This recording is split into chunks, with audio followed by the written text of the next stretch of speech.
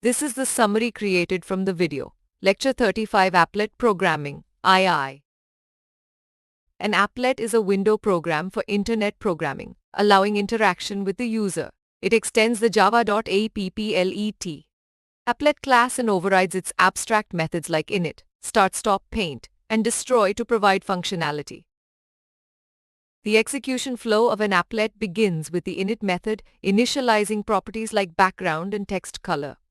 Then the start method appends inside start to the existing message text, followed by the paint method append inside paint, and then printing the message to the screen. This sequence illustrates how the message content evolves through these methods. The init, start, and paint methods play crucial roles in an applet's lifecycle. The stop method halts execution but keeps the applet in memory, while the destroy method removes it completely.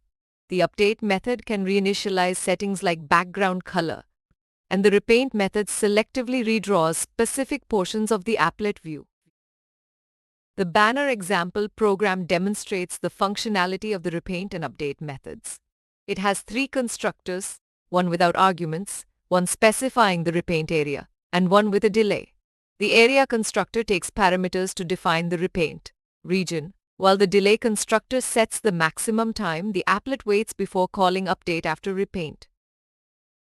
An illustration of how an applet can create a scrolling banner with text moving from right to left. The core logic involves updating and repainting the applet to create the scrolling animation effect.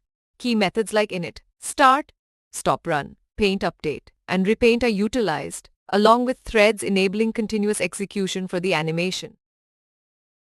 Applets enable web-based user interaction via browser execution, managing the applet lifecycle through methods like init and start. Selective repaint for efficient display ups and animations, and threads for continuous execution all contribute to creating animated applet effects. However, applets face limitations like browser dependence and security concerns. Please stay tuned for more summary videos.